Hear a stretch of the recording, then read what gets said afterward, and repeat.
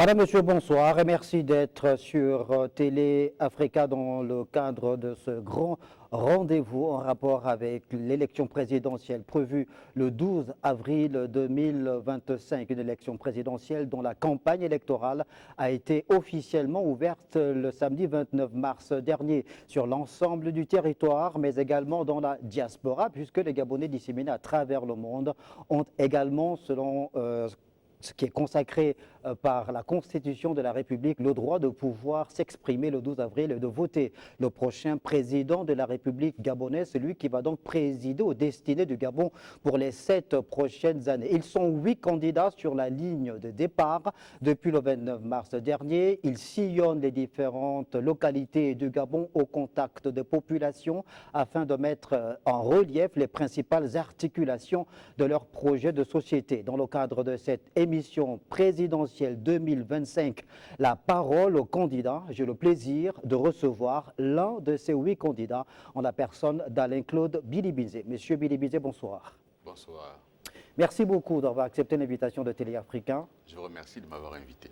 Alors, vous n'êtes certes pas une personnalité inconnue au Gabon et même au-delà, puisque depuis plusieurs années maintenant, vous êtes une personnalité politique. Vous avez officié dans les partis politiques, notamment au sein de l'opposition gabonaise, avant de rejoindre l'ancien parti au pouvoir, le Parti démocratique gabonais. Vous êtes au cadre de la République. Vous avez fait vos classes notamment à l'Assemblée nationale du Gabon. Vous aviez été élu à de reprises député de l'Assemblée nationale. Ensuite, vous avez gravi les échelons dans le gouvernement de la République. On va le voir dans cette biographie que je vais donc pouvoir décliner afin de permettre aux Gabonais qui ne vous connaissent peut-être pas ou ceux qui sont hors de Gabon d'avoir une idée précise sur ce que vous êtes. Alors, vous êtes donc candidat à l'élection présidentielle et votre projet de société s'intitule Contrat national de rupture et reconstruction pour un autre Gabon. Tout à l'heure, vous allez nous dire pourquoi vous avez désigné votre projet de société sous cette appellation-là. Mais permettez-moi d'abord, comme je l'ai dit en introduction, de permettre aux Gabonais, et à ceux qui ne vous connaissent pas, de savoir ou de connaître qui est Alain-Claude Bilibinzé. Alors, vous êtes Alain-Claude Bilibinzé, vous êtes né à Makokou, au nord-est du Gabon, le 16 septembre 1967. Vous faites vos études primaires dans le chef-lieu de Legué-Vindo avant d'être admis à l'école secondaire des cadets de la police, l'ESCAP, à Libreville. Après l'obtention de votre baccalauréat, vous poursuivez votre cursus à l'université Omar Bongo, où vous entrez en faculté des lettres et des sciences, en faculté donc de lettres à l'université Omar Bongo. Ensuite, en 2000, vous intégrez la mairie de Libreville et 2001, vous êtes nommé directeur de la communication. De décembre 2002 à décembre 2005, vous occupez différents postes dans plusieurs ministères, notamment au ministère des Droits de l'Homme, puis au ministère de l'Agriculture. En 2006, vous faites votre entrée au gouvernement en qualité de ministre délégué à la communication, porte-parole du gouvernement. La même année, vous êtes élu député, donc pour la première fois, de la commune de Makokou, du canton Ntanlouli. En janvier 2007, vous changez de portefeuille. Vous êtes nommé cette année-là ministre délégué au ministère des Transports et de l'Aviation civile. En mars 2012, conseiller politique du président de la République, Ali Bongo Ondimba, porte-parole de la présidence de la République. Vous faites votre retour au gouvernement le 11 septembre 2015 en qualité de ministre de la Communication, de la Culture et des Arts, porte-parole du gouvernement. En mai 2018, ministre d'État, ministre des Sports et de la Culture, chargé du tourisme. Cette même année, vous êtes élu à nouveau député du siège unique du 2e arrondissement de Makokou et du département de Ntanlouli. En juin 2019, vous avez gravi les échelons puisque vous êtes fait ministre d'État, ministre des Affaires étrangères. En juillet 2020, ministre d'État, ministre de l'Énergie et des Ressources hydrauliques. Le 9 janvier 2023, vous êtes nommé Premier ministre, poste que vous avez occupé pendant 8 mois jusqu'au coup d'État du 30 août 2023. Est-ce que je me suis trompé ou j'ai bien résumé votre biographie? C'est assez bien résumé, juste canton Ntanlouli. Voilà, canton Ntanlouli, évidemment. Oui. Donc vous êtes originaire. Alors, vous êtes candidat à l'élection présidentielle du 12 avril prochain. Devrais-je vous demander pourquoi est-ce que Alain-Claude Billy-Bizet a pensé que le moment était venu pour lui, après avoir quand même entretenu un suspense à peine voilé pour certains, mais vous vous êtes décidé à vous jeter à l'eau. Pourquoi? Je vous remercie pour cette interrogation très importante, dans la mesure où se présenter face à ses concitoyens, leur proposer un projet politique articulé sur plusieurs axes, c'est nécessairement le fruit d'une réflexion, mais c'est aussi la résultante d'une expérience de la gestion des affaires publiques, la gestion de la chose de l'État.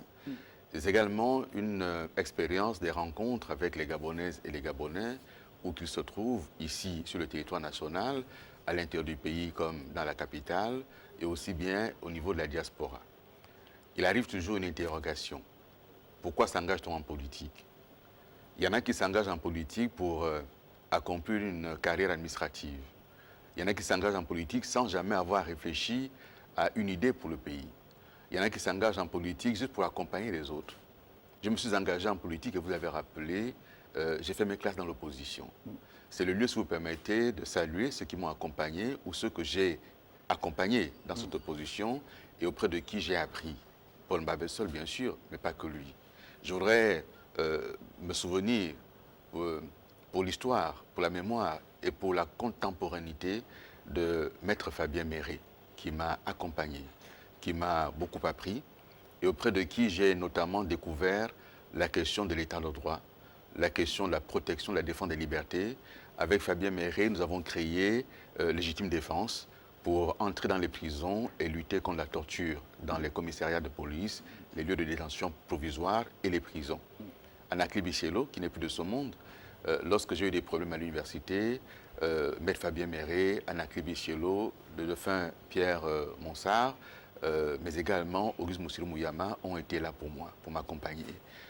Alors que je devais me déplacer clandestinement de lieu en lieu, les uns comme les autres m'aidaient à me déplacer, cachés parfois dans le coffre de la voiture.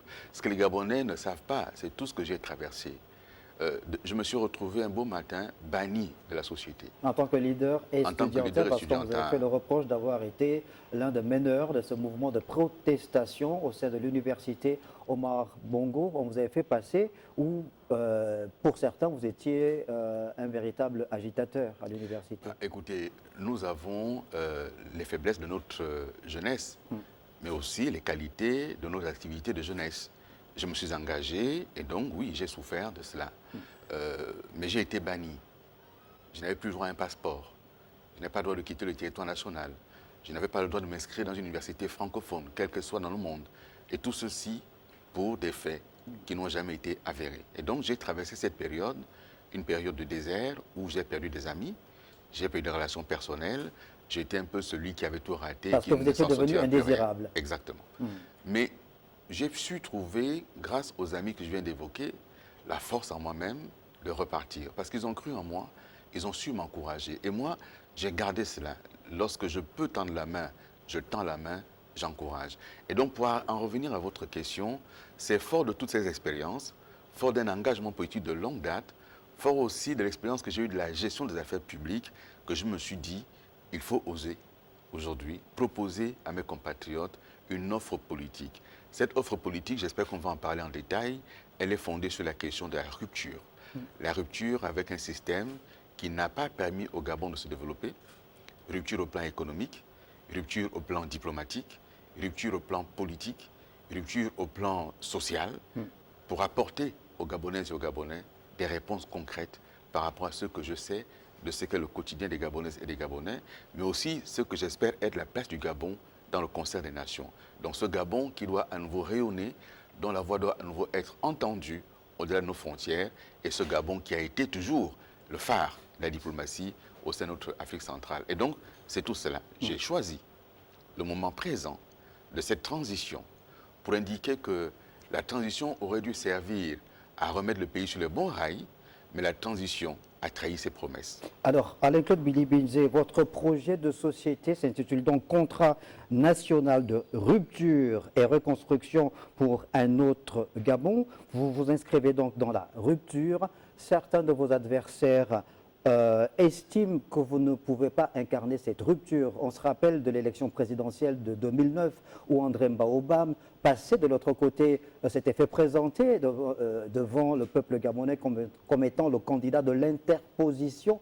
Vous êtes le candidat de la rupture. André Mbaobam incarnait si bien l'ancien régime auquel il appartenait, tout comme vous d'ailleurs, qui avez été peut-être pas la clé de voûte, puisque la clé de voûte, ça reste le président de la République, mais l'une des figures de proue des deux magistères d'Ali Bongo Ondimba. Est-ce que vous comprenez ce qu'ils vous disent que vous n'incarnez pas assez la rupture?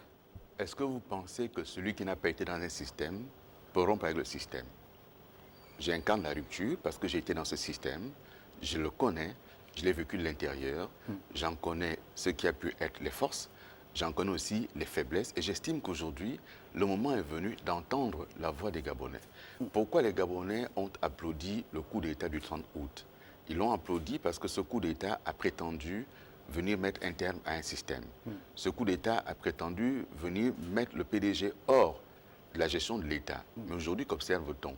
On observe que le chef de la transition est allé s'appuyer sur le PDG aujourd'hui pour sa campagne électorale. Et donc, le PDG, dont on disait hier qu'il fallait le chasser, il est de retour et c'est le chef de la transition qui est allé le chercher. Et donc, moi, je m'inscris dans la rupture d'avec un système qui n'a pas fonctionné. Et je suis le mieux placé pour parler de rupture parce que j'étais dans le système.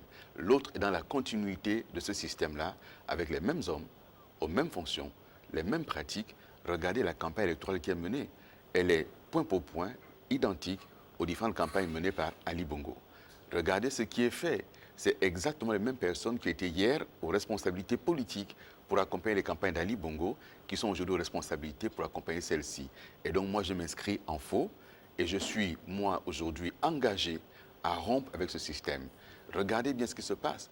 Toute une classe politique, 104 partis politiques, il n'y en a pas un seul qui a daigné présenter un candidat pour une échéance aussi capitale de retour à l'ordre constitutionnel. Les partis politiques ont la responsabilité en tant qu'association, partis politiques reconnus par la loi, de pouvoir désigner des candidats s'ils veulent. Il y en a qui ont fait des congrès, ils ont préféré faire des congrès pour soutenir Brice Clotaire ou Oligui Nguema. C'est de la responsabilité de qui? Des partis politiques ou du candidat qui a été adoubé par ses présidents de partis? Je ne parle pas du candidat, ce temps-ci, ça ne m'intéresse pas. Oui. Je parle de la responsabilité de partis politiques qui hier indiquaient aux Gabonaises, aux Gabonais qu'ils étaient porteurs de projets, ils étaient porteurs de projets divers et variés, et aujourd'hui, à l'heure où il faut aller à un retour à l'ordre constitutionnel, ils ont disparu. Ils sont allés à Canossa. Ils ont fait le choix eux-mêmes de disparaître. Ils sont allés à Canossa, ils sont allés pour l'essentiel à la soupe, à la mangeoire, oubliant leurs engagements d'hier, oubliant la question de l'état de droit qui est aujourd'hui menacé. Lorsque quelqu'un s'exprime aujourd'hui, on le prend, on le met en prison, les partis se taisent. Ce qui hier Vous était en connaissez des gens ONG, qui ont été mis en prison, des leaders politiques qui sont emprisonnés en ce moment? Je ne parle pas de leaders politiques, je parle d'un certain nombre de citoyens qui osent émettre des critiques sur la gestion de l'État. Ils sont aussitôt chopés et jetés en prison. Je parle d'acteurs politiques, au moins un d'entre eux qui a dû prendre la poudre d'escampette. Il a fui du fait de l'utilisation d'un fait judiciaire non avéré, en tout cas non étayé, pour le mettre hors d'état de nuire. Et donc cet ensemble de choses étonne les compatriotes que je rencontre, étonne les Gabonaises et les Gabonais, et qui se disent, mais ce PDG, on avait cru qu'il était fini. On nous avait annoncé à la fin du dialogue national inclusif qu'il fallait le suspendre pendant 3 ans, Ceux qui étaient là ont applaudi. Et aujourd'hui, ce PDG est de retour avec, comme coordonnateur national de sa campagne, un membre du comité permanent du PDG. Et avec partout des membres du PDG. Et donc, la population gabonaise a été flouée. Donc, on lui a menti. Et donc, je m'inscris dans la rupture avec cette pratique-là. Je m'inscris dans la rupture également avec la gestion globale de l'État et on en parlera dans les détails. Évidemment qu'on va en parler puisque c'est l'objectif de l'émission, vous permettre de pouvoir mettre le marqueur sur les principales articulations de votre projet de société que les Gabonais ce soir veulent connaître dans le détail, juste revenir sur l'épisode en rapport avec l'élection présidentielle du moment, dire quand même, c'est le devoir de vérité, que le candidat Brice Clotaire Oligui Nguema, de façon officielle et soutenue par des associations. Il a un véhicule qui s'appelle le Rassemblement des bâtisseurs, qu'il y a plusieurs associations qui ont adhéré à ce Rassemblement des bâtisseurs et que le Parti démocratique gabonais, dont on retrouve, évidemment, vous avez raison de le dire, puisque ce n'est un secret pour personne, dans ces équipes de campagne, on a comme l'impression que c'est plutôt le PDG qui s'accroche obstinément à Brice Clotaire ou Oligui Nguema. On pourra y revenir après. Mais est-ce que vous vous rendez compte que vous m'interrogez sur mon projet? Mais non. Mais ça fait, attendez. Non, vous avez évoqué un point, c'est vous qui avez évoqué le point, c'est pas moi. Ça fait 4-5 fois que vous nommez le nom de mon contradicteur. Non, parce que vous le nommez sans le citer. Je le nomme pas, revenons à ce qui me concerne. Bien sûr, Bien. revenons. Voilà. C'est l'intérêt de l'émission d'ailleurs.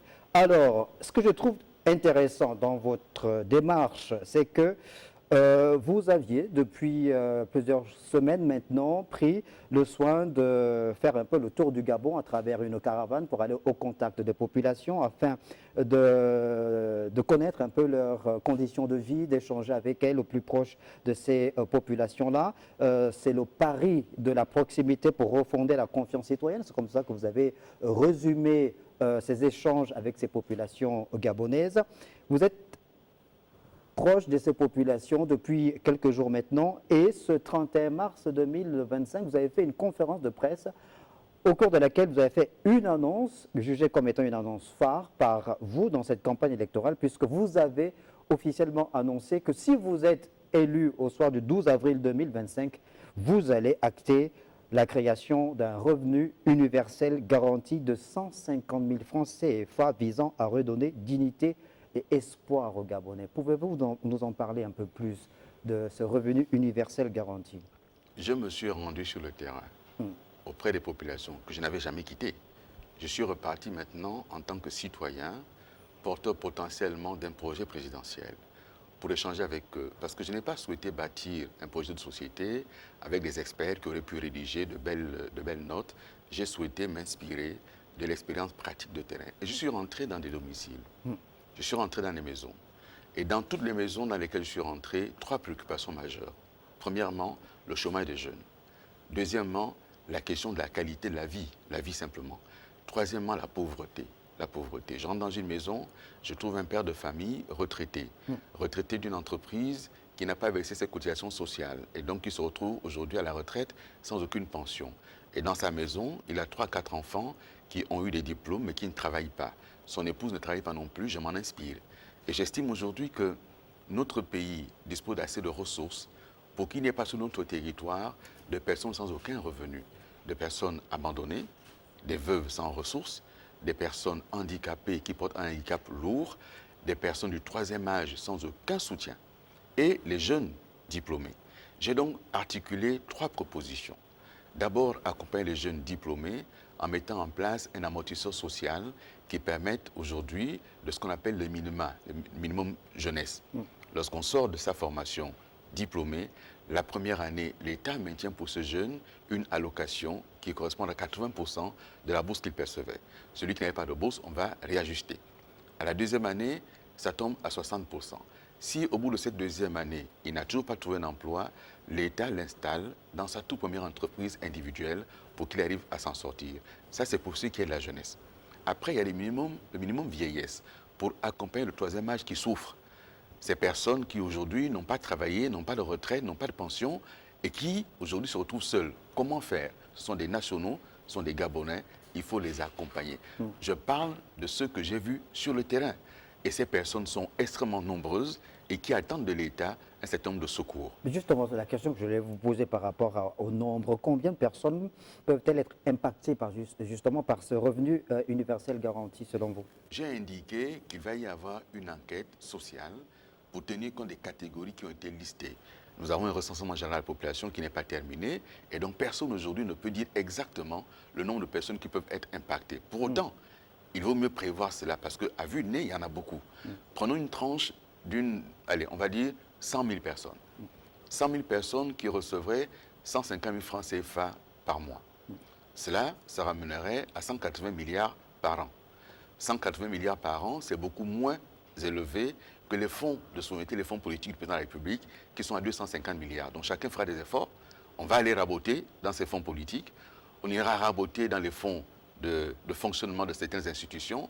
On ira raboter dans les fonds politiques d'un certain nombre d'autres administrations et nous ferons en sorte de mettre en place un impôt. 10% des revenus pétroliers vont servir à cela. 10% des revenus miniers vont servir à cela. Pourquoi? Parce que le pétrole, comme les mines, sont des ressources naturelles données par Dieu pour notre pays. Et il est bon que chaque citoyen gabonais sente que son pays a des richesses et il en profite. Et ces 150 000 francs CFA, c'est une somme qui n'est pas exagérée et qui n'est pas modique non plus. Ces 150 000 francs CFA reversés vont permettre à ces personnes de s'en sortir, de payer le loyer et de rentrer dans l'économie. On rentre dans un cercle vertueux puisqu'il va y avoir une économie locale qui va se développer à partir de cela.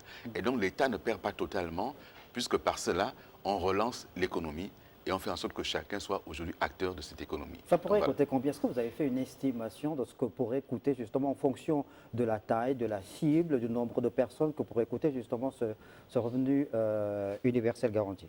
Vous voyez, dès qu'il s'agit de nous occuper des personnes fragiles, des pauvres, on trouve tous les arguties possibles pour indiquer que ouais, mais budgétairement, ce n'est pas soutenable. Si, c'est soutenable. J'ai indiqué que ça ne fera pas d'emprunt supplémentaire. J'ai indiqué qu'on ne fera pas d'impôts supplémentaires. J'ai dit qu'on prend 10% des ressources de l'État issues du pétrole, 10% des ressources de l'État issues des mines. Cet argent aujourd'hui sert à quoi? Il est dilapidé, il sert à entretenir un certain nombre d'acteurs publics et il s'agit donc maintenant de penser aux personnes fragiles qui sont également nos compatriotes et qui ont besoin de notre assistance. J'insiste là-dessus. Après la question de l'évaluation, je vais en faire une très rapidement. Je vous dis, c'est 180 milliards de francs CFA par an, si on prend 100 000 personnes. Mais la masse salariale de l'État, elle était à moins de 700 milliards quand j'étais Premier ministre. Elle est montée aujourd'hui à plus de 835 milliards de francs CFA. Et donc, vous avez d'un côté une masse salariale qui a 835 milliards de l'État, de francs CFA, pour ceux qui travaillent, et vous auriez donc 180 milliards supplémentaires que l'État mettrait à disposition pour les populations les plus fragiles. Mais l'État gagne, parce que ces populations vont enfin pouvoir avoir des revenus et pouvoir intégrer le circuit économique. C'est très important, parce que ceux qui n'ont pas de ressources, il se passe quoi? Il se passe l'oisiveté. Il se passe quoi? Il se passe malheureusement des choses qui ne sont pas très bonnes à raconter. Moi, je suis rentré dans des maisons où quelqu'un m'a ouvert son congélateur en me disant « ça fait 2 jours, je n'ai rien ». Alors, quand vous avez vécu ces différentes scènes, parce qu'on a vu des vidéos, on a vu des photos justement de vous, où vous aviez été marqué quand vous avez vu cette détresse, vous avez lu cette détresse des Gabonais dans les yeux, et là vous avez une bonne fois pour toutes compris que les Gabonais ne vivaient pas au-dessus de leurs moyens. Bon, d'abord, cette histoire de Gabonais qui vivent au-dessus de leurs moyens, je précise et je confirme que vous, monsieur Ange Pambo, vous êtes salarié et vous savez gérer votre salaire. Mais j'ai dit qu'un Gabonais qui gagne 300 000 francs CFA par mois et qui achète un téléphone portable qui coûte 1,5 million, il vit au-dessus de ses moyens. Je le dis et je le confirme. Lorsqu'on est en responsabilité, il faut pouvoir dire un certain nombre de choses. Je n'ai pas généralisé. J'ai estimé qu'après avoir convoqué les assises contre la vie chère, sur mon initiative, on a convoqué ces assises, j'ai lu les rapports des assises, j'ai participé aux travaux et un des éléments, ça a été la question de l'habitude que nous avons d'acheter ce qui n'est pas nécessaire. Et j'ai donc interpellé sur le sujet en disant, si on doit s'endetter, endettons-nous pour ce qui est productif. Ne nous endettons pas pour ce qui n'est pas productif et qui au contraire coûte de l'argent. Voilà le propos que j'ai tenu et qui a été sorti de son contexte. Mais je ne découvre pas la pauvreté. Je suis un enfant du quartier. Je suis un enfant de Makoko. Je ne découvre pas la pauvreté en 2025. Simplement, en 2025, je suis candidat à l'élection présidentielle et c'est là que je me donne le droit d'émettre des propositions publiques sur ce que je pense être des mécanismes pour résoudre ce problème-là. Mais j'ai aussi indiqué que la lutte contre la pauvreté n'amène pas la prospérité. Et donc, moi, je vais, sur cet élément, arriver à un élément vertueux qui conduise vers la prospérité. Voilà le sens de la démarche. Pour terminer sur ce point relatif à la création du revenu universel garanti qui sera fixé à 150 000 francs CFA qui vise à redonner dignité et espoir aux Gabonais. Alors vous l'avez dit, l'une des principales ressources ou de fonds qui devraient financer justement ce revenu universel garanti serait les 10% prélevés sur les ressources pétrolières et minières. En cas de fluctuation justement de ces matières premières, parce qu'il y a la conjoncture parfois sur le plan international, du marché international, quelle politique sera mise en place pour réagir, pour payer la contrepartie? D'abord, j'ai indiqué dans le projet que nous créons un fonds souverain dont la mission est précisément de gérer cet argent et donc de faire des placements pour amortir ces fluctuations éventuelles. J'ai aussi indiqué 3 sources de revenus. première source de revenus, c'est que vous venez de rappeler, 10% des ressources du pétrole et des mines. Deuxième, les économies qu'on fait dans la question de... Il faut raboter les dépenses publiques. Et donc ces économies qu'on va générer, il faut également les reverser là-dedans. Je viens d'indiquer un chiffre, il faut aller toucher à un certain nombre de fonds qui sont alloués sans contrôle à un certain nombre de chefs d'institutions. Il faut aller regarder les primes qui sont reversées à un certain nombre de compatriotes et qui permettent aujourd'hui à ces compatriotes d'avoir un bon train de vie, mais il faut un minimum de solidarité nationale. Il faut ensuite aller regarder, je l'ai déjà indiqué, j'ai dit que dans mon projet, il y a certaines institutions qui ne sont pas utiles au pays, telles que le Sénat, il faut le supprimer, telles que le Conseil économique social, il faut le supprimer, telles que la médiature de la République. Et donc, on fait là des économies qui permettront de soutenir ceux de nos compatriotes les plus fragiles. Et enfin, en troisième lieu, regardez la question de ressources fiscales, aller réexaminer les exonérations qu'on a accordées trop facilement à certaines entreprises et qui ne jouent pas le jeu en contrepartie d'un réinvestissement. Et donc prendre cet argent pour financer la solidarité. Pourquoi c'est nécessaire? Dans un pays, lorsqu'il y a des compatriotes qui sont dans l'extrême pauvreté, c'est un pays qui n'est pas en paix, c'est un pays qui n'est pas en joie et c'est un pays qui ne peut pas se développer. Et donc il faut réactiver. C'est pour ça que je parle de la question de l'espérance. Rallumer l'espérance. On ne peut pas être dans la désespérance totale où on se dit « Ah tiens, que fait mon pays? Que fait mon pays ?» Et on commence à détester les hommes politiques, on commence à détester les gouvernants parce qu'en effet, les gouvernants jusqu'à présent n'ont pas été assez attentifs sur ces problématiques-là. Aujourd'hui, ça fait des décennies qu'on fait une allocation aux personnes handicapées, par exemple, 50 000 francs ou 75 000 francs par an. Par an. Mais qui peut vivre avec ça? Personne. Et donc, il s'agit d'aller sur une allocation mensuelle, mais il ne s'agit pas d'entretenir éternellement la pauvreté. Il s'agit de faire en sorte que ces personnes s'en sortent et donc faire un effet d'éviction. Une fois que la personne a reçu l'aide de l'État, au bout de 2-3 ans, s'est établie avec une activité, elle sort donc des personnes qui en ont le plus besoin pour arriver à faire entrer d'autres personnes. Mais n'oubliez pas non plus que nul n'est éternel. Il va bien y avoir un remplacement naturel. Et donc, de ce point de vue, il faut faire en sorte que la pauvreté et l'extrême pauvreté disparaissent de notre pays. C'est mon engagement. Je le ferai. Pour le dernier point, en rapport justement avec votre politique sociale, celle mise en relief par votre projet de société, la Caisse nationale de sécurité sociale est l'un des fleurons de la politique sociale au Gabon, mise en relief depuis plusieurs décennies par feu le président Omar Bongo Ondimba. Mais ces dernières années, malheureusement, la CNSS a traversé une situation très difficile, mauvaise gouvernance, diminution du nombre de cotisants, un nombre très élevé de nouveaux retraités. Le gouvernement déchu avait adopté lors du Conseil de ministres du 7 juin 2022 3 projets de texte, notamment un projet de décret instituant une administration provisoire qui malheureusement n'a pas pu remettre la CNSS dans le sens de la marche. Est-ce que la Caisse nationale de sécurité sociale, pour vous, doit rester justement le fer de lance de la politique sociale au Gabon? Bon, d'abord, je pense qu'il n'est pas très juste. Je ne suis pas candidat aujourd'hui pour défendre un bilan. Le gouvernement n'est plus en place, mais il n'est pas très juste de dire que l'administration provisoire n'a pas été efficace. Elle a produit des résultats. Elle a réussi. Aucun selon les syndicalistes. Bon, mais écoutez, chacun a son appréciation. Moi, j'ai le cahier de charges qui lui a été remis et j'ai vu les résultats qui ont été faits. Mais je ne suis pas là pour cela. Il faut pouvoir réformer les 3 caisses. La CNSS, bien entendu, mais aussi la caisse de pension des fonctionnaires, mais également la CNAMGS. Il faut réformer ces 3 caisses qui n'ont pas forcément le même objet, mais qui rendent la politique gouvernementale en matière d'accompagnement social et d'aide sociale aux populations très efficace lorsque les caisses sont réformées. Mais les réformer veut aussi dire, en interne, avoir un certain nombre d'indicateurs de contrôle, de mesures d'efficacité et pouvoir faire en sorte qu'on s'arrime à ce qui se fait du point de vue international. Prenez la question de la CNAMGS. Aujourd'hui, 30% de médicaments en moins, c'est ce que le nouveau gouvernement vient de faire.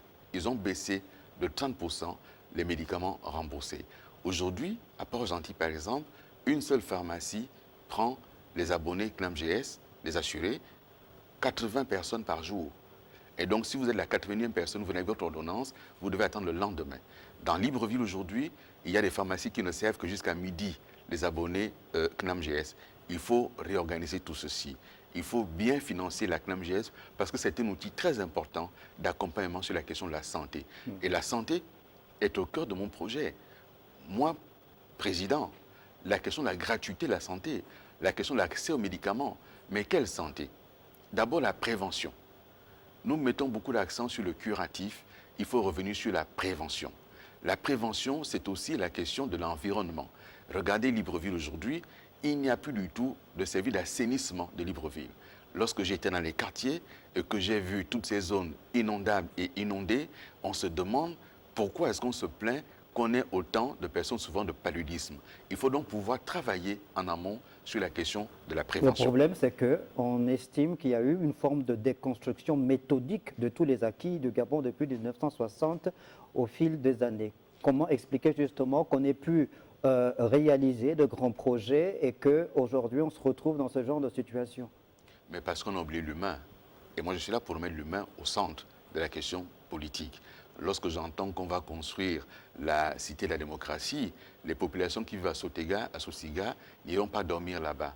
Les 52 villas de chefs d'État qui seront construites, on sait comment ça va se terminer. Ce sont les dignitaires du régime qui iront s'installer là-bas. On sait comment ça va se terminer. Et donc, ce sont des choix malheureux que moi, je n'aurais pas fait. Lorsqu'on annonce Libreville 2, alors que Libreville 1 a cette catastrophe-là, Libreville 1 est une catastrophe urbanistique, il faut aujourd'hui engager des politiques réelles de rénovation urbaine pour que les populations où elles vivent sentent une amélioration concrète de leurs conditions de vie. Et c'est au cœur de tout. Sur la santé, j'indiquais dans mon projet qu'il faut la santé de proximité, dont les dispensaires de quartier doivent à nouveau fonctionner. Ça existe déjà, Aujourd'hui, non? Il y a des non, dispensaires. non. Il y a énormément de quartiers à Libreville qui n'ont aucun dispensaire. Il y a même des arrondissements entiers qui n'en ont quasiment pas. Donc, il faut revenir à des questions de dispensaires de proximité pour prendre en charge les premiers soins et n'aller dans les grands hôpitaux que pour ce qui est de la médecine quasiment lourde ou pointue. Et ensuite, ce qu'on avait commencé, qu'il faut poursuivre, ce sont les hôpitaux d'arrondissement, dotés des arrondissements d'hôpitaux où on peut avoir également un certain nombre de prises en charge médicales et y compris les accouchements. D'accord. Alain-Claude Bilibidze, avant d'aller dans les quartiers, c'est important évidemment la proximité, emmener le médicament près du patient. On a des grandes structures hospitalières, des centres hospitaliers universitaires qui existent. Dans la rue, il y a encore quelques jours, une dame qui me voit certainement à la télé m'a apostrophé en me peignant un tableau plutôt sombre de la réalité du centre hospitalier de Libreville. Comment vous allez faire, vous, qui avez été plusieurs années ministre de la République, si vous êtes élu président de la République, pour faire en sorte qu'une bonne fois pour toutes les difficultés, toute la misère qu'ont les patients gabonais dans nos principales structures sanitaires trouvent des solutions. Il n'y a pas de médicaments à l'hôpital. Mais donc vous Les plateaux, m'écoutez pas, oui, alors. mais bien sûr, Bien. on est tous gabonais. On est gabonais. Je suis gabonais comme vous. Je vais à l'hôpital aussi quand je tombe malade. Comment faire justement? Comment d'ailleurs expliquer qu'on se retrouve dans ce genre de situation? Bien. Vous me posez une question, j'étais en train de vous déterminer quelle est la politique publique que j'entends mettre en œuvre dans ce sens. Si aujourd'hui ces hôpitaux sont engorgés, c'est précisément parce que tout le monde y va à tout moment. Mais si vous avez des dispensaires qui vont permettre de prendre en charge au plus près les populations, elles n'iront plus dans ces hôpitaux-là qui sont aujourd'hui surchargés. J'y étais il y a quelques jours. J'étais à l'hôpital Le général il y a problème, quelques est-ce jours. que c'est la proximité ou c'est la mise à disposition des structures adaptées ayant des plateaux techniques, des médecins formés et les médicaments? Mais comment vous n'arrivez pas à comprendre ce que je vous indique? Quand je parle de dispensaires de proximité, ce n'est pas seulement des bâtiments, c'est des médecins avec des plateaux techniques qui feront en sorte que le paludisme n'aille pas au CHU de Libreville, mais soit traité au dispensaire, qui feront en sorte qu'on n'aille pas au CHU de Libreville pour s'opérer d'une hernie, mais l'hôpital d'arrondissement va s'en occuper et le CHU de Libreville prendra en charge un certain nombre de pathologies beaucoup plus spécialisées, si on peut dire ainsi, beaucoup plus lourdes parfois. Mais la question de fond, c'est aussi la question, d'une part, des plateaux techniques, de leur entretien, de l'entretien général des équipements. Des CHU ont été construits, il a certainement manqué de ressources pour l'entretien, et aujourd'hui, ils sont en plein délabrement. Il a surtout manqué également de formation. Parce que ça a été une bonne chose de construire le centre hospitalier universitaire d'Angondje, par exemple, quand on a ouvert l'unité de cancérologie, sans qu'on ait des médecins suffisamment formés et en nombre suffisant également pour y travailler. Il faut, dans ce domaine, repartir sur un principe. La science, et donc la médecine, ça n'a pas de nationalité. Il faut avoir le courage de se dire, nous n'avons pas de médecins en nombre suffisant, on en fait venir. Et donc, à la fois, il faut former des médecins gabonais, mais la maladie n'attend pas la fin de la formation des médecins. Il faut donc pouvoir avoir le courage d'observer que dans ce domaine-là, il faut pouvoir faire venir des médecins. Ça se fait partout. Partout, on fait venir des spécialistes du monde entier. Mettons en place ces politiques-là. Sur la question, toujours de la santé, la politique du médicament. Dans les hôpitaux, il faut des pharmacies associées. Il n'est pas normal. Moi, l'autre jour, je discutais avec des compatriotes qui m'ont expliqué, et c'est une réalité, que lorsqu'il est minuit et que vous allez à l'hôpital au CHU de Mélène, vous y allez, du PK9, hôpital Omar Bongo, si on vous fait une ordonnance, il n'y a aucune pharmacie dans les environs. Il faut partir de là pour repartir en ville chercher une pharmacie.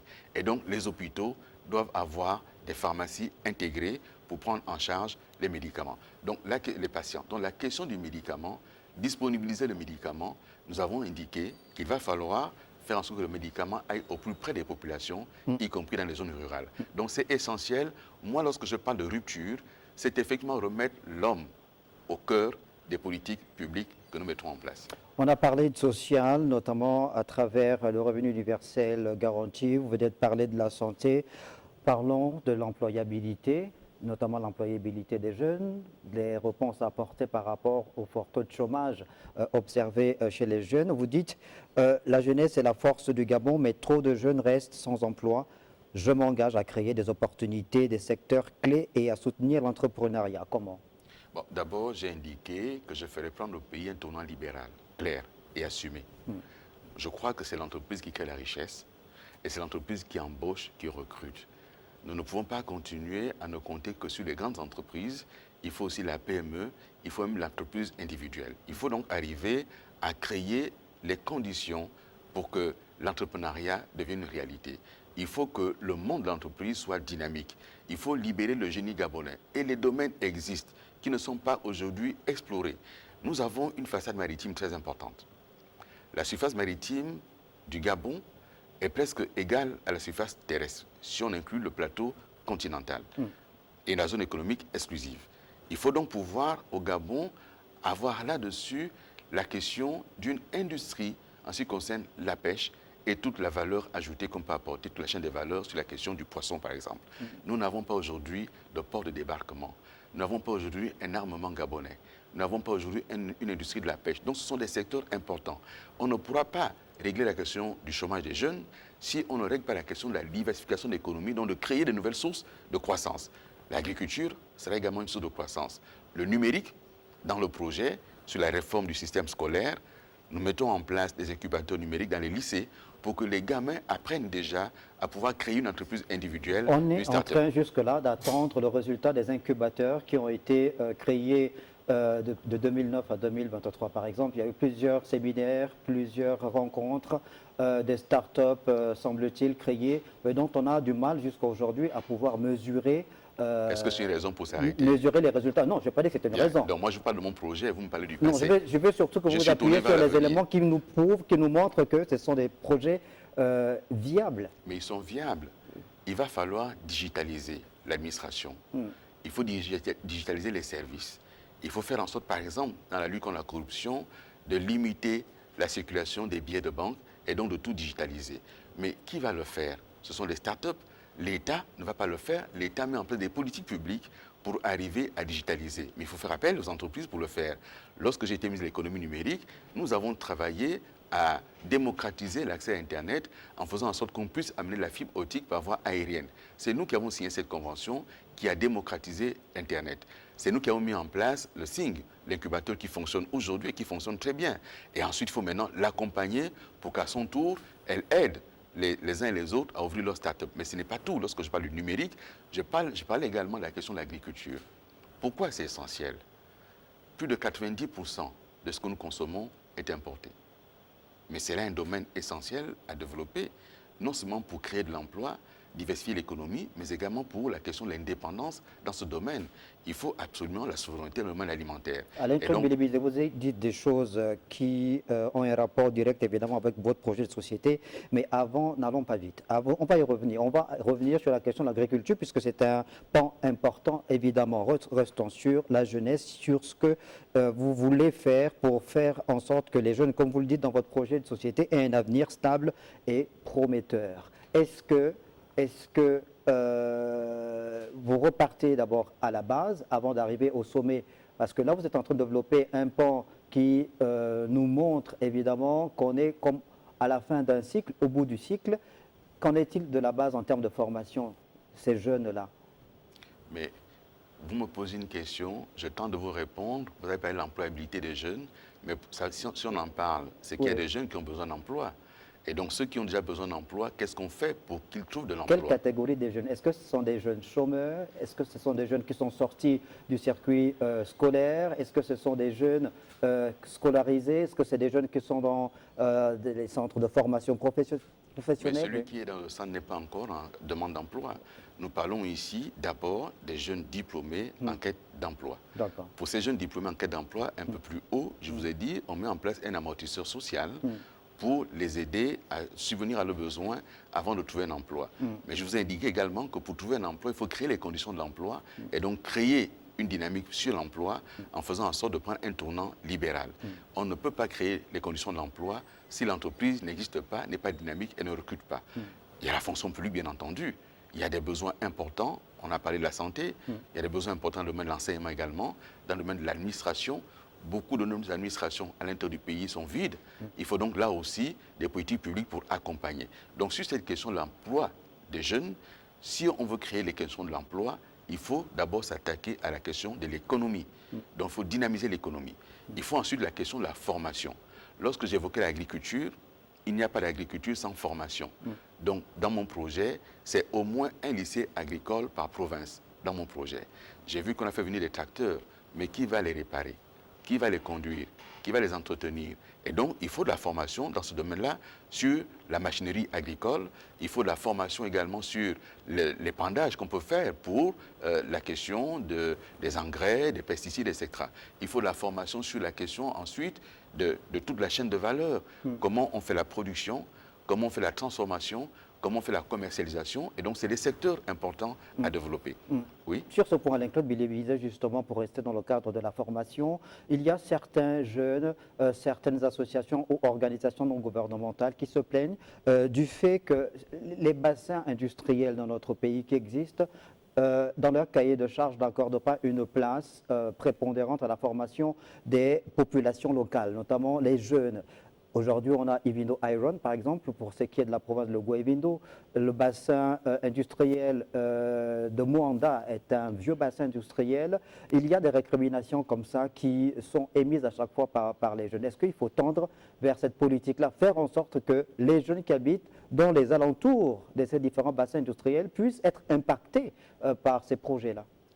D'abord, vous évoquez Ivindo Iron et je déplore que le gouvernement ait fait le choix quasiment d'abandonner Belinga et de se replier sur Baniaka. Je déplore ce choix-là. Belinga doit être ce qui, dans les 20 prochaines années, à partir de maintenant, doit pouvoir porter la croissance du Gabon. Et nous sommes en concurrence avec Simandou en Guinée et aussi avec l'autre pan de Belinga du côté du Cameroun. Le premier qui mettra ses mines de fer en exploitation va stopper tous les autres projets parce qu'il n'y aura pas assez, il y aura trop de minerais sur le marché et le coût du fer va baisser. Je déplore que le gouvernement ait abandonné ce projet pour lequel nous nous sommes battus. Moi, je me suis battu pour qu'on lance Belinga. Et je me suis battu pour qu'on lance Belinga parce qu'il y avait Simandou à côté, en Guinée, qui allait démarrer. Et donc, si on continue à retarder ce projet, et s'il n'est pas lancé dans les 3-4 prochaines années, on en aura pour 10, 15, 20 ans encore avant de le lancer. Et donc, oui, ce que vous évoquez est une réalité. Dans le projet que nous portons, nous mettons en place la question de la décentralisation. Mais ça s'accompagne de quoi? Et ça s'accompagne d'une part d'un investissement de l'État, mais d'autre part d'une carte industrielle. Moi, j'ai indiqué que Nkok a été un bel exemple, mais Nkok a été dévoyé. Il va falloir faire en sorte que la première transformation ait lieu sur les lieux de coupe. Par exemple, pour ce qui est du secteur forêt-bois, on coupe le bois à Menkambo, à Mimongo, à Minzik, pour le transporter jusqu'à Libreville encore. Il faut donc que la première transformation ait lieu sur place pour créer une première industrialisation et créer les conditions d'emploi des jeunes. Ensuite, sur la question de la formation, il n'y a pas que les entreprises. Il faut des partenariats forts entre l'entreprise et l'État, mais donc l'entreprise doit faire son boulot, mais l'État, en amont, doit construire des centres de formation adaptés aux besoins industriels et aux bassins industriels que vous évoquez. On ne peut pas continuer à faire venir tout le monde à Libreville. Il faut cesser avec cette espèce d'attrait de Libreville, qui est d'ailleurs organisé par notre système administratif de formation. Un enfant qui a son bac à Menkambo, il quitte Menkambo pour venir à l'université à Libreville, et ensuite, s'il va en France, il va en France pour ses études les terminer, et quand il revient, il n'a pas d'emploi sur place à Menkambo. Et donc, c'est des politiques publiques sur la question de la décentralisation et de l'aménagement du territoire. Alain-Claude Bilibinzé, dans votre projet de société, vous mettez également un point sur la gestion responsable des finances publiques. Vous dites une économie forte repose sur une gestion rigoureuse et transparente des finances publiques. Je m'engage à rationaliser les dépenses, lutter contre la corruption et investir efficacement dans les secteurs prioritaires. Alors commençons par votre engagement en ce qui concerne la rationalisation des dépenses. Et là, vous revenez sur votre ferme volonté à faire, je ne vais pas dire faire disparaître, à faire en sorte que le Sénat, le Conseil économique et social, soient des institutions Mais qui soient déclassées. il n'y a pas que. Oui. Il y a des institutions aujourd'hui dont personne ne connaît le niveau exact du budget ni l'utilisation qui en est faite. Donc, lorsque je parle de rationaliser, c'est de regarder ce qui est nécessaire au fonctionnement de l'État. Tout ce qui est excessif, il faut naturellement le couper. Il y a les autorités administratives qui existent, il y a aussi les établissements publics qui existent. Donc, il faut regarder tout ceci. Mais je m'engage également à réorganiser les finances publiques et à revenir notamment sur la question de la BOP. Depuis qu'on a adopté la BOP, je ne connais aucun projet qui a débuté et qui s'est achevé sous financement BOP. Donc, il faut réorganiser tout ceci. Mais rationaliser les finances publiques également, c'est regarder tout ce qui est prime, indu. C'est regarder également ce qu'on appelle les queues de budget. Pourquoi n'arrivons-nous pas à exécuter le budget? En fait, vous voulez terminer un travail que vous aviez déjà commencé. Parce qu'on vous rend responsable justement d'avoir lancé cette opération de mise entre parenthèses de l'existence de certaines agences. Il y a une pléthore d'agences qui avaient été créées au Gabon après l'accession d'Ali Bongo Ondimba à la magistrature suprême. Vous en avez supprimé plus d'une dizaine à partir de 2017-2018, si j'ai bonne mémoire, lorsque Brice Lacruche-Ali Anga était directeur de cabinet d'Ali Bongo Ondimba. Vous étiez ministre de Sport, je pense. Mais le vous que vous évoquez là, moi je ne suis pas là pour faire le bilan d'Ali Bongo Ondimba. Non, je sais. Je ne suis pas là non plus pour le défendre. Mais au nom de la solidarité gouvernementale. Non, je suis solidaire de quoi là? Je ne suis plus ministre. Je suis en train de parler d'un projet présidentiel. Et ce projet présidentiel repose sur les axes que nous sommes en train d'évoquer. Et j'indique qu'il faut continuer à rationaliser la dépense publique. Mais ça veut dire qu'il faut regarder également, d'une part, les sources de financement, la collecte des ressources, et cette collecte de ressources, elle s'opère comment?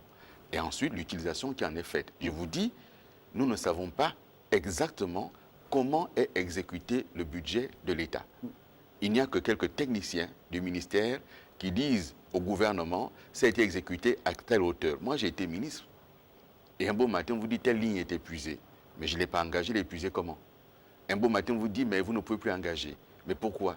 Et donc, il faut regarder tout ceci. Si on n'a pas ces sujets-là sur la table de manière transparente, avec ceux qui nous accompagnent traditionnellement, pour regarder aussi la question de la dette, comment on la restructure, si on ne le fait pas, eh bien, malheureusement, on ne pourra pas s'en sortir. C'est une question très importante, Alain-Claude Bilibinzé, celle dont vous êtes en train d'évoquer, la question de la lutte contre la corruption, de la transparence dans la gestion des deniers publics, puisque c'est un problème qui se pose avec acuité dans notre pays. Omar Bongo Ondimba, Albert Bongo, d'ailleurs, à l'époque, dans les années 70, disait que la corruption était un serpent, mais l'argent gagné malhonnêtement un venin. Dans les années 70 déjà. Mais jusqu'à aujourd'hui, ce problème de corruption perdure au Gabon. Il y a un peu plus d'une année, le Comité pour la transition et la restauration des institutions a pris le pouvoir par le truchement d'un coup d'État. Aujourd'hui, on sait que lorsqu'ils ont pris le pouvoir, les premières images fortes qui avaient été montrées à la télé, c'était celles de ces sacs de milliards de francs CFA trouvés dans certains domiciles. Est-ce que ce ne sont pas des images indécente. Comment est-ce que des hautes personnalités, des gens qui ont cette responsabilité de l'État qui pèse sur leurs épaules, peuvent avoir autant de milliards chez eux de façon aussi indécente? Il y a plusieurs épisodes. On a vu Guy Zobandama revenir de Congo-Brazzaville, arrêter à la frontière avec des mallettes de milliards. Comment expliquer qu'au Gabon, le milliard soit aussi un fait aussi banal? Bien. D'abord, vous évoquez plusieurs choses à la fois. Oui, mais qui ont le même lien, la corruption. Est-ce que je peux m'exprimer? Allez-y. Bien. La première chose, lorsqu'Albert Bongo dit que l'argent, la corruption est un serpent et l'argent gagné malhonnêtement un venin, manifestement, ce n'est pas un venin mortel, vu comment ça s'est répandu par la suite. Donc ce venin n'a tué personne. Il faut donc prendre le taureau par les cornes. Mais pour traiter le mal, il faut d'abord le nommer et le connaître. La corruption, aujourd'hui, elle est endémique. Il faut le constater. Il faut donc prendre le taureau par les cornes.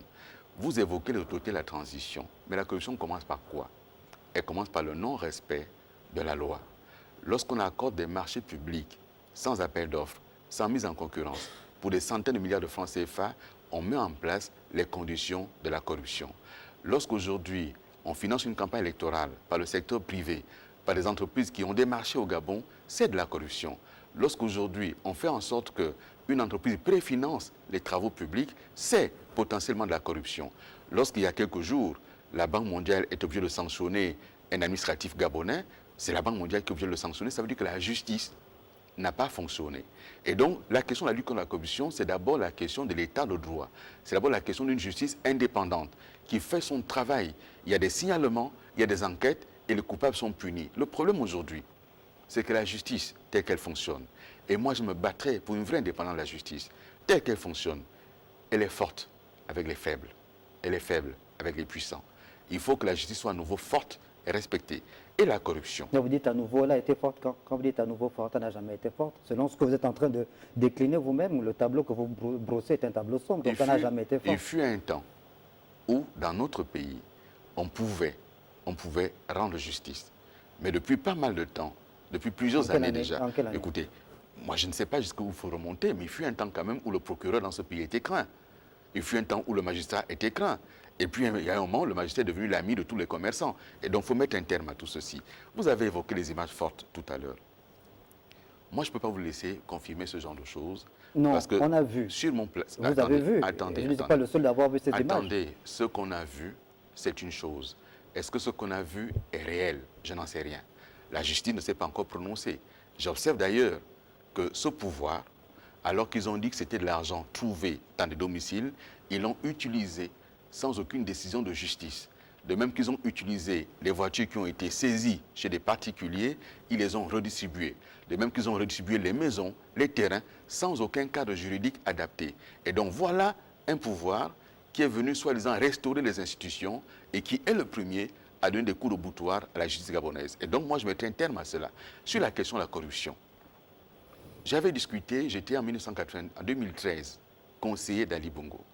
Nous sommes allés à Berlin, au siège de Transparency International, pour pouvoir mettre en place au Gabon un système national d'intégrité. Et dans mon projet, je dis qu'il faut qu'on arrive à une société de confiance. Mais ça veut dire que nous mettons en place ce système national d'intégrité qui passe par la transparence de la vie publique. On doit savoir ce qui est rentré dans les caisses de l'État. Pourquoi est-ce que c'est un tabou? C'est de l'argent public. Nous devons le savoir. Et quel est l'usage qui en est fait? Le fait que ça soit tabou favorise la corruption. Le fait qu'on ne sache pas ce qui rentre exactement. Le fait que vous, journalistes, vous ne soyez pas capables de rechercher sur Internet les ressources financières de l'État dans tel ou tel domaine. Pourquoi est-ce que c'est tabou? On vous donne la loi de finances en ligne, c'est bien. Mais l'exécution de la loi de finances, Donc jour par jour. Vous avez été Premier ministre, vous découvrez ça maintenant? Pardon? Vous avez été Premier ministre, aujourd'hui vous faites le... Je l'ai été 7 mois. Et je suis candidat à la présidentielle tenant compte justement de l'expérience que j'ai vécue. Et en tant que Premier ministre, ce n'est pas moi qui ai fait les arbitrages budgétaires. Je suis arrivé Premier ministre, la loi de finances était déjà adoptée, elle s'apprêtait à être exécutée, et j'ai quitté le gouvernement par le coup d'État, on ne l'avait pas encore exécuté à moitié. Moi j'entends souvent dire, attendez, puisque vous me donnez la page là-dessus, j'entends dire, on a trouvé de la dette, c'est vrai, mais les ressources qui ont été trouvées, pourquoi on n'en parle pas? Qu'est-ce qui a été fait des ressources qui ont été trouvées? Comment ça a été utilisé? Quel est le compte rendu qu'on en fait? On n'en parle pas. Et donc, oui, c'est fort de l'expérience que je prends la rupture, parce que ça a mal fonctionné. Ça a mal fonctionné. Et dans la rupture, Alain-Claude Billy Binzé, par rapport à votre projet de société, vous mettez également un point d'honneur à vous engager à moderniser les institutions, la réforme des institutions pour plus de transparence, vous dites, d'efficacité et de justice. Regardez le projet politique que porte le candidat du CTRI. Vous ne voulez pas parler de Ce, votre candidat, mais vous revenez à chaque fois sur lui. ce projet politique, il n'y a ni justice, ni lutte contre la corruption, on en a parlé comme ça, ni question de liberté, ni question de liberté d'expression. Et donc, ça donne l'indication de ce qui pourrait arriver demain. Moi, président, je reviendrai sur cette constitution qui a été adoptée à la hussarde et qui est mauvaise. Cette constitution, c'est le pouvoir d'un homme, c'est le pouvoir d'un seul. Et vous voyez bien, dans le projet, c'est je. J'ai payé le FMI, j'ai payé la Banque mondiale. Mais le jeu là, c'est qui? C'est l'État gabonais. Ce sont les institutions gabonaises. C'est l'argent du contribuable. Ce n'est pas je. Donc, le manque de connaissance du fonctionnement des institutions se traduit ici dans cette constitution qui est hyper personnalisée au point où il est capable de dire « je » alors que c'est le gouvernement. Capable de dire « je » alors que c'est une autre institution. Cela, il faut mettre un terme à cette constitution. Et donc, moderniser les institutions, c'est d'abord revenir à une vraie constitution. Et la constitution de référence, c'est celle de 1991. Qui a été vidée de sa substance jusqu'au 30 août 2023. C'est celle de 1991, telle qu'issue ensuite des accords de Paris et adoptée par le référendum de 1995 et qui, aujourd'hui, a été effectivement. Mais comment on peut vidée de expliquer sa justement substance. toutes ces multiples modifications qu'a subi la Constitution de 91? Mais c'est tout ça qui doit amener la rupture. Ce qui a amené ça, c'est la volonté des autorités de se maintenir en place. Il faut donc la rupture totale. Il faut une rupture avec ces pratiques qui sont portées notamment par les amis de ceux qui accompagnent l'autre aujourd'hui en chantant. Donc c'est ça qu'il faut arriver à interrompre. Et moi je vous le dis, les yeux dans les yeux, cette rupture, elle est indispensable. Si elle ne s'opère pas, nous allons avoir du mal à nous en sortir. Et l'électeur gabonais, pour la première fois, a un choix clair. Soit la continuité du système ancien qui se réincarne aujourd'hui par le CTRI-PDG, ou alors la rupture avec Billy Binzé et ce qu'il propose. Le choix, il est très clair. Il n'y a pas là-dedans à hésiter. Ceux qui choisiront la continuité ne pourront pas se plaindre demain. Ils ne pourront pas dire « on ne savait pas ». Les choses sont très claires, c'est sur la table. Là, c'est le retour vers le passé. C'est de retrouver ce qui a fait mal. Nous avons évoqué quelques pans de votre projet de société, notamment sur le plan social, économique, réforme des institutions, l'employabilité, notamment chez les jeunes. On a parlé aussi d'agriculture. Peut-être parler de Gabon sur la scène internationale. C'est l'actualité également. Si vous êtes élu président, au regard du contexte actuel qui prévaut dans le monde, dans l'Afrique noire francophone, notamment en ce qui concerne la réforme des accords de coopération de défense, des accords militaires entre l'Afrique noire francophone et la France, quelle sera votre posture? J'ai répondu sur le sujet de manière très claire. Il n'y a aucun sujet tabou. Nous mettons tout sur la table. Tous les accords, accords économiques, accords diplomatiques, accords fiscaux, accords militaires, tout sera sur la table. Il faut rééquilibrer ces accords et faire en sorte que le mouvement de l'histoire qui a cours aujourd'hui, on ne soit pas à courir derrière. Il y a un mouvement de l'histoire en Afrique. Il y a ce que je peux appeler ici les totems de la colonisation et de la néocolonisation. Le franc CFA est un totem. Il faut travailler, il faut discuter, mais le Gabon ne sortira pas seul du franc CFA. C'est dans une communauté que ce sujet sera porté. La question des camps militaires français n'est pas non plus un sujet tabou. D'ailleurs, la France elle-même est en train de réviser sa position dessus. Et moi, je suis pour qu'il y ait une vraie discussion franche, mais en même temps qu'il faut discuter sur la question de la présence militaire française, c'est d'abord la question de la réforme de notre propre armée qu'il faut faire monter en puissance. Et dans mon projet, il y a une loi de programmation militaire dans une discussion générale avec les forces pour regarder comment on adopte une nouvelle stratégie de défense dans une Afrique centrale avec le golfe de Guinée qui aujourd'hui enregistre 85% de la piraterie maritime. Il n'y a pas longtemps, sur la rade de Libreville, à Libreville, il y a eu des actes de piraterie maritime également, il n'y a pas longtemps. Et donc, il faut se donner les capacités de son autonomie et son indépendance. Si nous ne sommes pas en capacité de nous projeter, comment allez-vous pouvoir vous défendre sans coopération? Et de ce point de vue, je dis encore une fois qu'aucun sujet n'est tabou et que le Gabon n'est pas marié à la monogamie. Si d'autres partenaires sont disponibles pour qu'on discute, on discutera avec eux pour garantir la sécurité du Gabon et la montée en puissance de ses forces de défense et de sécurité. Et je termine sur le sujet. Le Gabon doit retrouver sa place. La voix du Gabon dans le concert des doit nations. à nouveau être entendue. Je déplore que, alors que nous habitons le siège de la CEAC, que nous avons une crise dans l'est de la RDC, entre deux États membres de la CEAC, que le Gabon n'ait eu aucune initiative dans ce domaine. Je le déplore. Nous avons été à l'origine de la réforme de la CEAC. C'est sous le mandat du Gabon que la CEAC est passée de secrétariat général simple à un président de commission de la CEAC avec des commissaires spécialisés. C'est dommage qu'habitant le siège, on n'ait pas eu d'initiative dans ce domaine. Ça, c'est un. De deux, la diplomatie gabonaise. Il faut redéfinir la carte diplomatique du Gabon.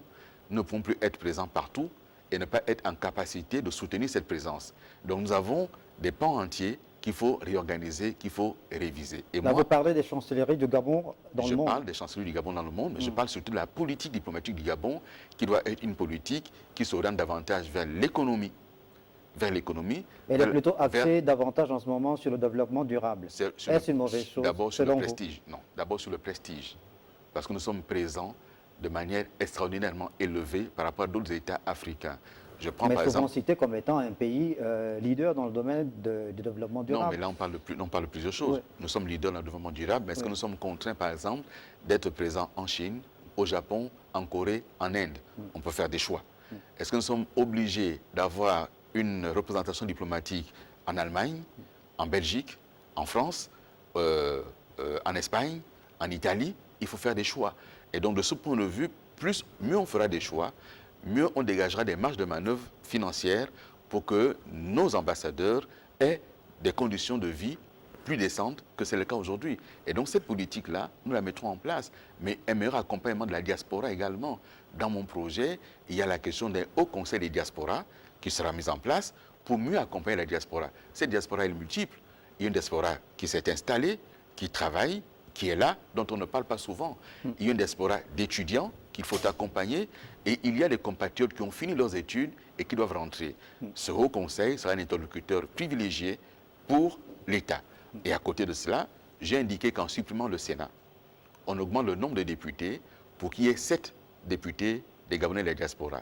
2 pour l'Europe, 2 pour l'Afrique, 2 pour l'Amérique, 1 pour l'Asie. Donc voici le projet qui est très clair et qui n'est pas un projet compliqué à mettre en œuvre. Alain-Claude Billy Binzé, nous sommes quasiment arrivés au terme de cet entretien consacré donc à cette élection présidentielle 2025. Donc vous êtes le candidat, un de 8 candidats. Je vous propose évidemment de conclure l'émission, de vous adresser aux Gabonais en 1 minute avant que nous ne mettions un terme à ce programme. Que voulez-vous dire aux Gabonais qui doivent voter le 12 avril prochain? D'abord, dans le projet, il est question de culture, de sport et de loisirs également. Gabonaises, Gabonais, mes chers compatriotes, je suis candidat pour porter la rupture. Je suis candidat pour en finir avec le système ancien. J'ai été de l'intérieur, j'ai vu comment cela fonctionne. Et je déplore aujourd'hui que ce système tente de revenir. Mettons un terme à ce système. Le 12 avril, il n'y a pas 1000 possibilités. Vous avez le choix entre le bulletin de la continuité. Ce bulletin de la continuité, vous le connaissez. C'est ceux qui sont aujourd'hui entourés et encadrés par le PDG. Et le bulletin de la rupture que Billy Binzé Alain-Claude incarne.